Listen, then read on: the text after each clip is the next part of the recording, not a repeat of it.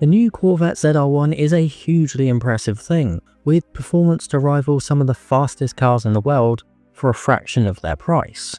It's a genuine supercar giant slayer. And ever since the introduction of the mid-engine C8 generation Corvette, it's been touted as America's Ferrari. But let's turn the clocks back on that comparison for a minute. It may have taken the Corvette over half a century to put its engine behind the driver and in turn earn that title of an American Ferrari. But what else are Ferraris known for? What were the defining features of their road cars of old? Well, they were mostly red, they had their engine in the front, and not just any engine, they had a V12. Something that of course the Corvette never had. Except the one time that it did. This is experimental vehicle 5664, the Chevrolet Corvette ZR-12.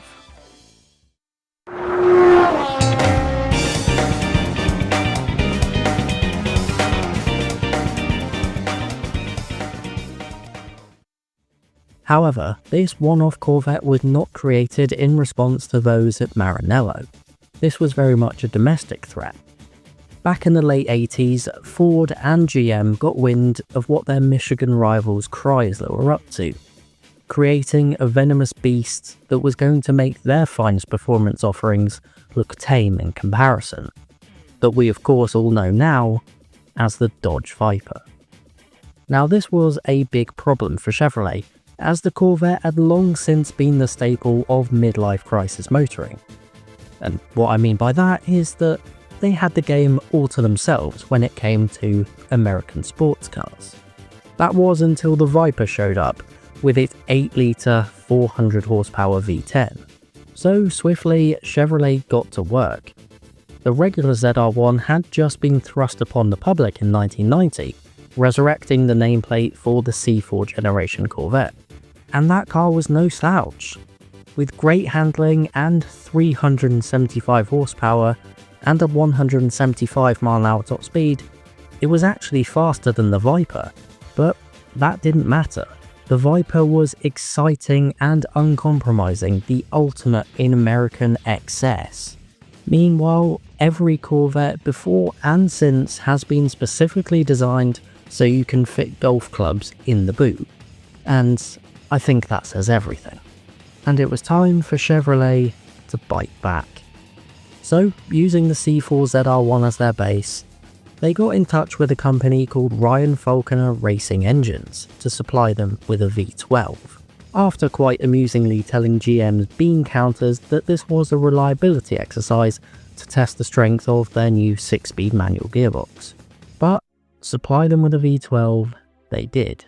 The Falconer V12 was originally designed for marine and aviation use, and it displaced 600 cubic inches.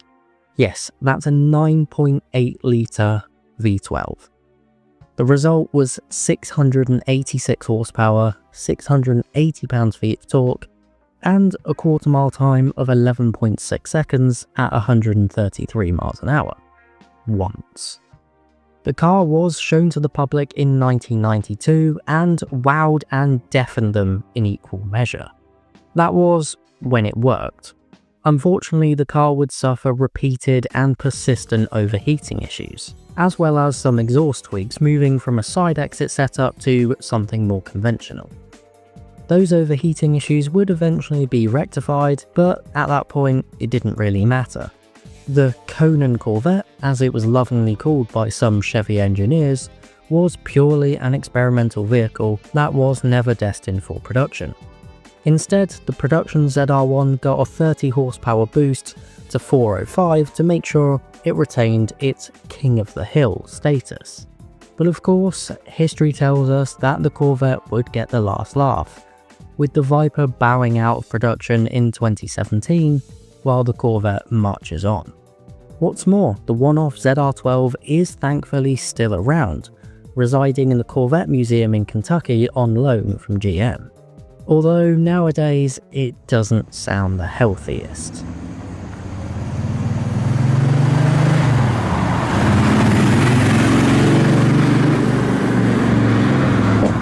But now it's time for that part where we rate the car on how production viable it would have been. And maybe it's just as well it was never seriously considered by Chevrolet, with those reliability problems looming large at all times. And then there was the matter of costs. Chevy simply didn't have the budget to develop their own emissions-compliant V12 engine as would have been required. The standard ZR-1's Lotus-sourced V8 was expensive enough as it is, doubling the price of the car compared to a standard C4 Corvette. And as far as the Falconer V12 that they borrowed, that cost almost as much as an entire ZR-1 all on its own. As such, the Chevrolet Corvette ZR-12 gets 2 pairs of white New Balances out of 5.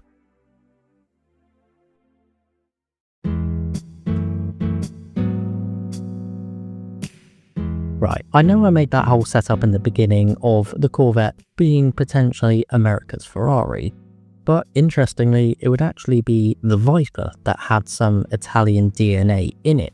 Dodge's parent company Chrysler at the time owned Lamborghini, who did assist with the Viper's V10 with certain parts and so on, even if it was originally destined for a truck. But going back to the Corvette's Falconer V12, interestingly that engine can actually trace its roots back to the Chevy small block V8. As you would expect though, they couldn't simply just drop the V12 in and leave it at that. The whole front end of the car had to be stretched by 8 inches to accommodate the V12, and the subframe had to be altered. It was a big and extensive task, which they went to a company called SportsFab for. Although, looking at the car, it doesn't look awkward or ungainly, and you don't really notice the extra length unless you're specifically looking for it. And what's even more impressive is that the whole car only weighed 100 pounds more than the road-going ZR-1. Probably too late to make this point as well, but I've just realised, yes, I'm British. I'm going to say Z instead of Z because that just sounds wrong, and you're going to have to deal with it.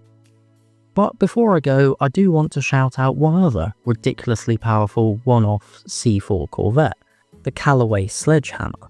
And this car actually predated the ZR-12 and in fact the road-going ZR-1. This car is perhaps more famous than the ZR-12, but if you don't know, it used a 5.7 litre twin turbocharged V8, kicking out 880 horsepower, and they set a speed record in it, clocking 254 miles an hour in 1988. Absolutely insane, but that car's been immortalised in the PGR games. So maybe that's the ultimate C4 Corvette, but hey, let me know your thoughts on any of that in the comments. And the Viper was new and uncompromising, as red and as reckless as the hats some of its owners would go on to wear. Can I say that? I don't know. That doesn't actually feel very fair on Viper owners, to be honest. Yeah, that can go in the bin.